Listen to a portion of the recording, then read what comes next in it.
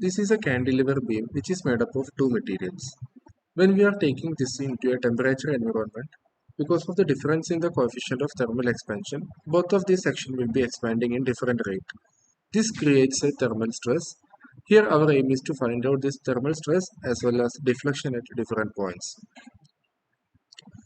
Since it involves stress as well as a temperature thing, we will have to do a coupled thermal structural analysis. Which means first we will be doing a thermal simulation to find out what are the different temperature at different portions. Then we will be taking that temperature values as the input for our structural simulation. As we know, we have to select a work directory as well as we can give a custom job name. Just press run. Okay, here we got our window. So let us start the simulation. So first we have to set our preferences. So click the preferences option. Here we know, as I mentioned before, we have to do structural as well as thermal simulation. So we are checking both the boxes. Press OK. Now we have to go to our preprocessor. Here we have to choose the type of element. Since this particular problem it is a planar problem, we are going to use a plane element as well as we are doing a temperature simulation or a thermal simulation at the first.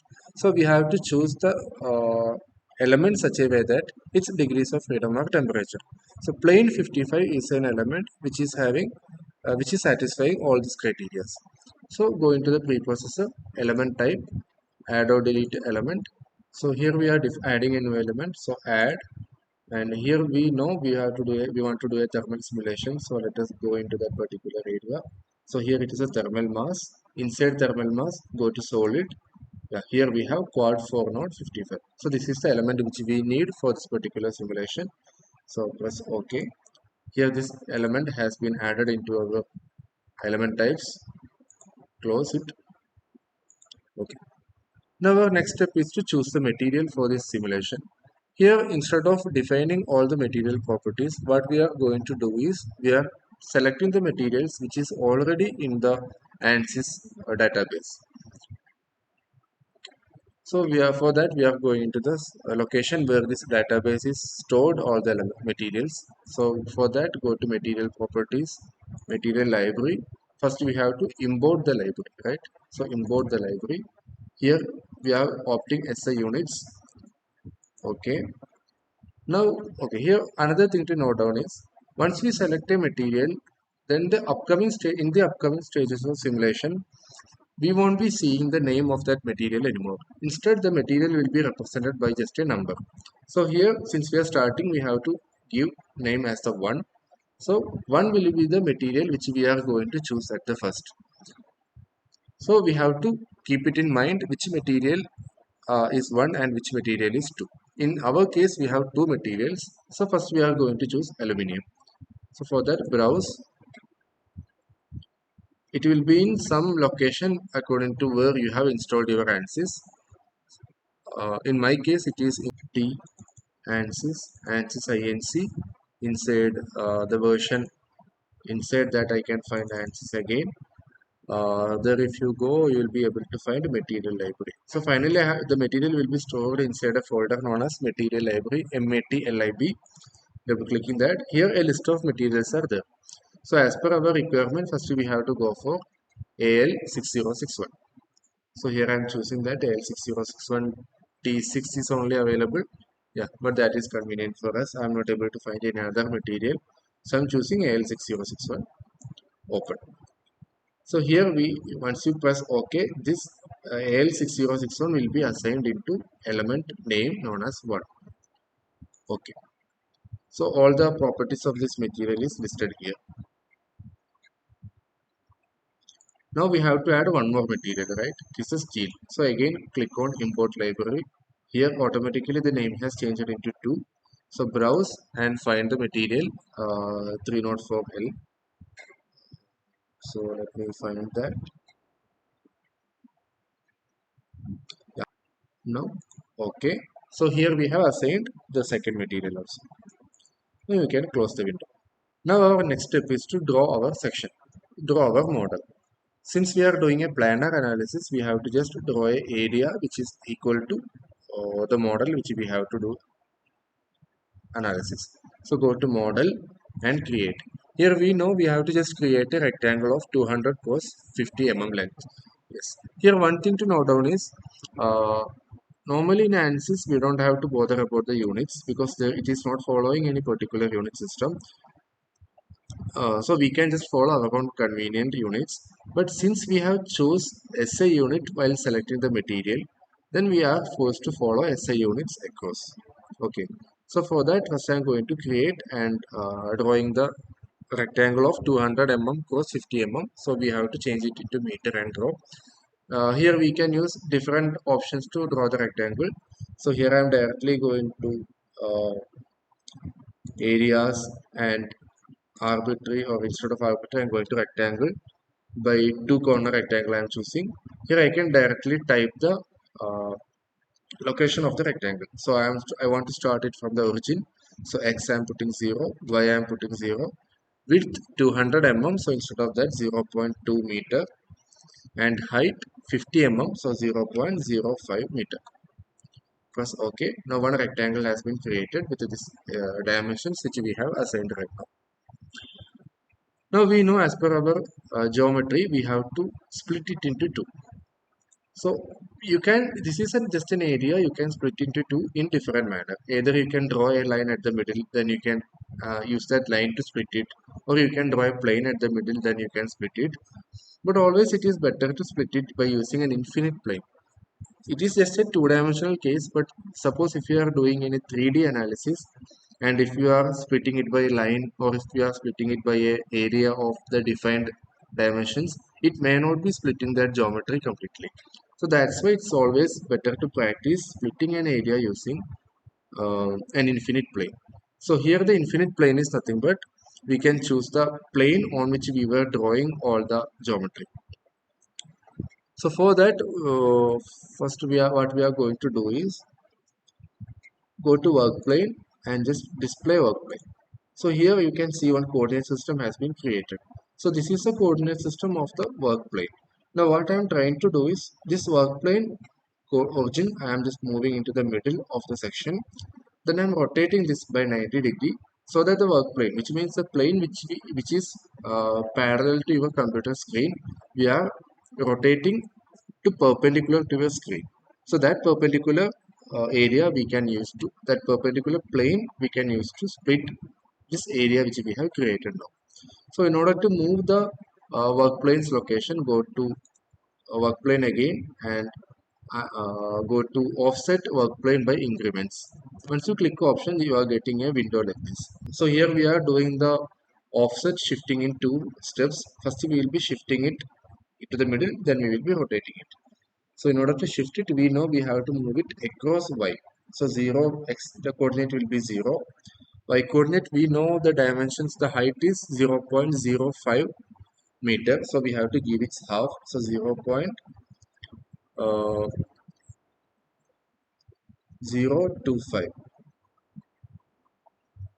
0.025 will be giving us the middle point. Then z coordinate we want to give 0. Just press apply. So now you can see the coordinate system has shifted to the middle. Now we are rotating it. Now you can see the plane is xy plane. So we have to bring y in place of z. So for that we have to rotate this coordinate system along x-axis. Clockwise or counterclockwise does not make any difference. So I'm just pressing x. Now you can see now. Okay, it didn't rotate actually. Again we press it. Yeah. Now you can see the xy plane. Now the plane which we are viewing is xz plane. So which means xy plane is perpendicular to that.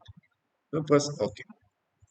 Now we have got an infinite plane which is perpendicular to our screen and passing through the middle of the area. Now we have to use that plane to cut this particular area. So for that again go into modeling. Instead of create, what we have to do is we have to modify it. So it might be in the operate option. In the operate, you can see one boolean option is available. Go to boolean. Then here we want to divide it, right? So divide. Now we want to divide an area. So an area, and we want to divide an area by work plane. Yes. So this is the correct option which we have to go for. Click that.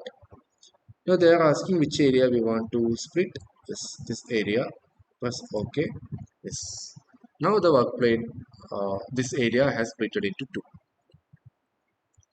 Now we are going to do the meshing. So for that, go to mesh and mesh tools, lines. Here what I am trying to do is I am splitting this geometry into 20 elements along the line length and 10 element along the height. Okay. So for that I am clicking these three lines along the length. Press OK. I want to split it into 20 number of pieces. So I am typing 20. Just press OK. So it has split it into 20. Now again I want to split the height. So for that again select line 1, 2, 3 and 4. Press OK. I want to split it into 10 pieces. So I'm typing 10. Here whatever number you want you can type it accordingly. Press OK. Now I want to mesh this area. So for that just press mesh, select all area or just pick all option, pick all I'm doing. Now this geometry has split it into whatever number I have given. Okay. Now the material will be auto assigned to this particular geometry. For viewing that, okay, one thing you have to understand is what you are seeing here that we can always control by going to this plot option. In plot option, you can see area, line, volume, node, element like that. So whichever you are pressing here, the display will be changing accordingly. For example, if I am pressing node, see, now the display is only nodes. If you want to see elements, press elements. So like that, we can control this area. Now here I want to just know what are the numbers in each of this element. So what we want finally is we want 061 material at the top half and steel 304 at the bottom half. So let us see what is the auto assigned material. So for that go to float controls, numbering. Here we want to just number these elements according to the material. So for that go to this option. Here material numbers, just apply and cancel. Once you zoom in, you can see all the elements are assigned to material 2, which means steel. But that is not what we want. We want to assign uh, aluminum material to the top half. So for that, we want to change this material assignment. In order to do that, what we are going to do is, here we are changing the visibility into top half only. Okay. For that, go to select entities. Instead of node, we want to select some area. Go to area, press OK. Make sure that this from full option is selected. Press OK. Now they are asking which area I want to select. So I'm selecting this top area. So what we are here going to do is we are just selecting one area and keep it in the memory of ANSYS. Then we are assigning material to that. So now we are selecting the area. Press OK. So this area is being selected and it is in the memory of ANSYS. Now select that option again. Go to entities. Now we want to assign some property to the selected area, right? So I want to view only the elements. So elements, what element I want to see? The element which is attached to the area which I have selected right now. So attach it to areas. Press OK. Just refresh the screen. For that, go to plot and replot. Now you can see only the second half area is visible right now. Now what we want to do is we want to change the material number from 2 to 1 for this particular area which is visible now. So for that go to modeling and go to move bar modify. I want to modify the list of a set of elements. So go to elements. Here we want to modify the attribute. So select that. We want to pick all or pick whatever it is visible now. So instead of I wrongly pressed only one element, I want to reset it and pick all. So whatever is visible here has been picked. Now I want to change the material type. To what I want to change? I want to change it into 1. Just press 1 here, press OK. Now let us again replot it. Now you can see this top element has been assigned to 1. Now we can get back the bottom half also. For that, go to select and press everything. And again go to plot and replot. So now the model has changed into what way we want. Top half is in aluminum material and bottom half is in steel material. Now here we are defining our loads. For that, go to solution menu. Here define loads. Okay, before that we can go into analysis type, new analysis. I want to do a steady state. Press OK. Define loads, settings, reference temperature. You have to set the environment temperature, which is 30 degrees Celsius in our problem. Press OK. Now go to apply. We are applying a temperature at the left hand side. So temperature. So we are going to on nodes. I'm going for a box selection in order to select this entire nodes. So do a box selection. So all the nodes are got selected. Press OK. Here I want to give a temperature. So the value is constant and the value is 200 degrees Celsius. Press OK. Now we have given the temperature. Now next thing what given in the problem was convective heat transfer coefficient. For that, go to convection option. We want to again give it on the node box selection. I want to give it on the top node. Here if you have any difficulty in choosing the element, just zoom in, then choose. Okay, in my case, yes, top elements have been selected. Again, I am going to bottom elements. Yes, bottom elements also have been selected. Now right side also I want to give same condition. Yes, I have selected. Press OK. Here we want to give the coefficient. The coefficient is 10 watt per meter square and bulb temperature is 30 degrees Celsius. Okay.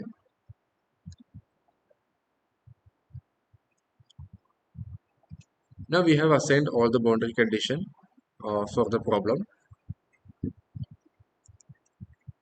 Now we can just solve it. For that, solve current load step. Okay. Simulation is completed. Close. Now if you want to see the result, we can see. Go to general post process and read results. First set, then plot results. You want to see the temperature, so for that we can go to contour plot, nodal solution, degrees of freedom solution. Here the degrees of freedom of the element was temperature, so the degrees of freedom solution will be having nodal temperature only. Click nodal, press OK. So here it is showing the temperature at all the different locations. Now suppose if you want to plot a graph which is showing the temperature variation from one point to another point, we have an option for that. For that, let us go into path operations. Here you can see under general post process, there is a path operation. Here first we have to define a path. So go to define path. Here you can select the path according to your requirement. I am here by going here. Here I am doing it by selecting the nodes. So clicking nodes. I want to see the variation at this location to this location. Press OK. Here we have to just give some name for this path. I am giving P1 as the name. Press OK. So this path has been created. Now we have to map onto path. So for that, click this thing. Now we have created a path. Now we want to map temperature to that path. So degrees of freedom solution, temperature. Okay. Now we have assigned it into the path. Now go to the plot path items. And we want, if you want to see it on a graph, click on the graph. Here we want to see the variation in the temperature. So select that. Okay. So this graph shows the variation of the temperature from the point 1 to point 2 which we have selected. In this way you can see the data. Now again go into uh, plot results. So plot results, nodal solutions, and temperature. Okay, we will be getting the data back. Now suppose if you want to uh, pick up some point and you want to see the temperature there, we have this query option. So go to query.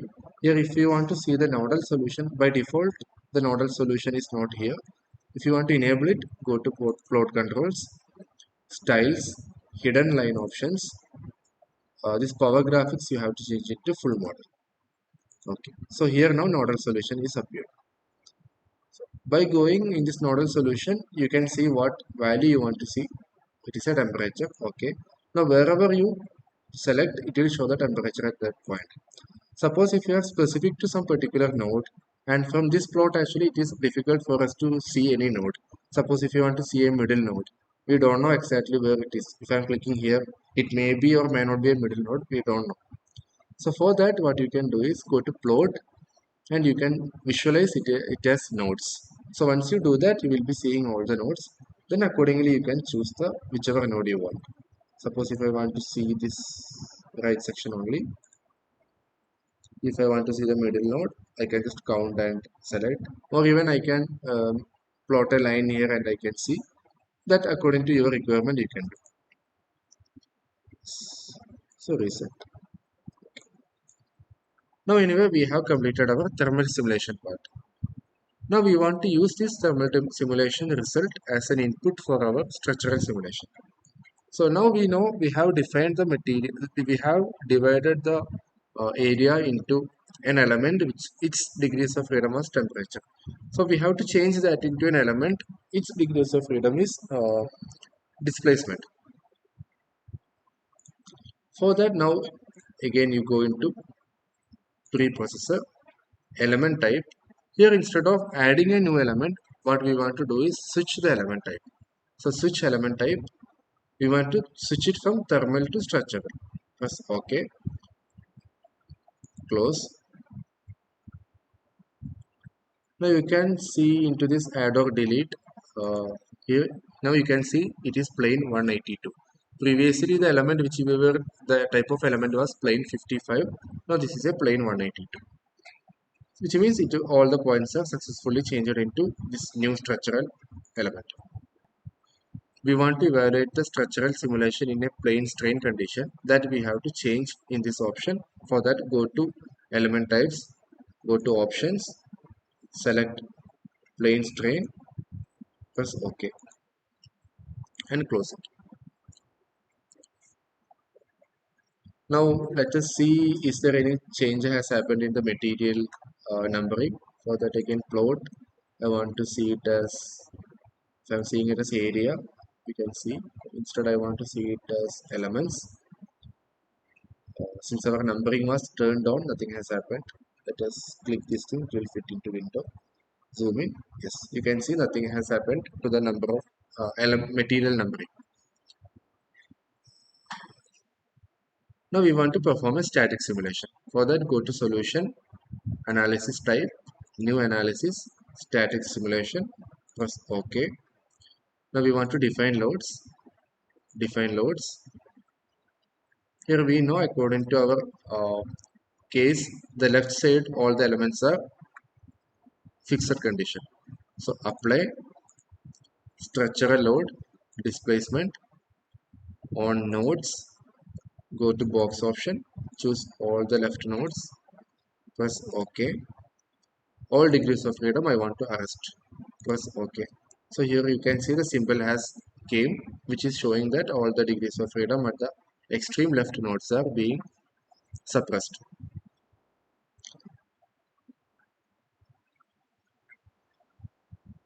Now we know we have one more load, that is the temperature, that we have to import from our previous simulation.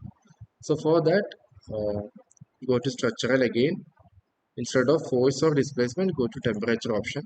Here either you can apply some temperature like some particular value you can give, or here what I would like to try to do is I would like to bring back this result which I have obtained in the first simulation. So for that, go into from thermal analysis. So go to browse, Okay, here this is the directory where I have saved all my parts, all my simulation files. This is the directory where I have saved all my this particular simulation data. Here there will be a file which is having an extension RTH that will be representing the simulation result from our last thermal simulation result from our last simulation. So you can see thermal.rth. So select that, open. Just press OK. Now we have successfully given the load as temperature also. Now we don't have anything particular to do. Just go to solve from current load step. Press OK. Simulation is running. Solution is completed. You can visualize the result. For that, go to General Post Process. We want to read from the first set. Load result. If I want to see the deformed shape, go to deformed shape and go to this option. Okay. Yes. Okay. If I don't want to see the material numbering, I'm going to plot control numbering, material numbering. I'm changing it to no numbering. Okay.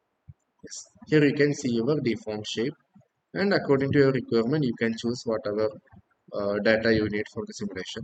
For example, if I want to see the axial stress, I can go to stress, x-axis stress. Okay. It is showing the stress distribution. If I want to see the deflection at some particular point, go to degrees of freedom solution, x component or y component displacement. Okay, it is showing the y component displacement. I can query the result by going to query result, nodal solution. I want to get uy deflection. Okay, go to plot, view it as a nodes. I can choose whatever node I want. If I want this node,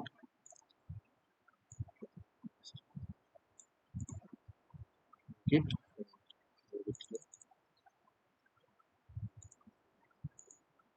like that. In this way, whatever data you need, you can get it from that. Now, suppose if you want to change your mesh data and redo the simulation, we can repeat it. For that, go to preprocessor, switch element type, go to structure to thermal. Okay. First, we want to change the mesh. Then we want to redo the simulation. We want to redo the thermal simulation, get the temperature, import it back into the structural simulation, and again run the simulation. So you can verify it by going to this detail. Yes, now it has changed it to plane 55. Now I want to change the mesh. For that, go to mesh option, uh, mesh tool. This window we have obtained. I'm changing this into element view. So for that, plot, okay, maybe area view. Go to mesh tool, select line 1, 2, 3. Okay, I want to change it into 10 number of pieces. Press OK. Again, the height I want to change. So 1, 2, 3, 4. Press OK. Height I want to change it to 4 number of pieces. Press OK. Just remesh it. Pick all. Yeah, it is telling that already one mesh is existing. Do we want to remesh? Yes. Okay. Now it has remeshed again. Now once you remeshed, all the boundary condition might have lost. So that you will have to do again. So for that, go to solution, analysis type, new analysis, steady state. Okay. Define loads. Before applying, just to make sure we are not doing any mistake, let us delete all the existing loads. For that, go to delete all load data, okay. We have deleted all the load data. Now go to apply again. Okay, before that, let us verify that did we mess up with the material assignment. For that, go to plot controls, numbering into material numbers. Okay, we can visualize by elements. I think you have okay. Since we have changed the mesh, the split up and everything has altered. Now we will have to again assign the material into the first half. For that, we have to repeat the same step. Go to select entities, areas,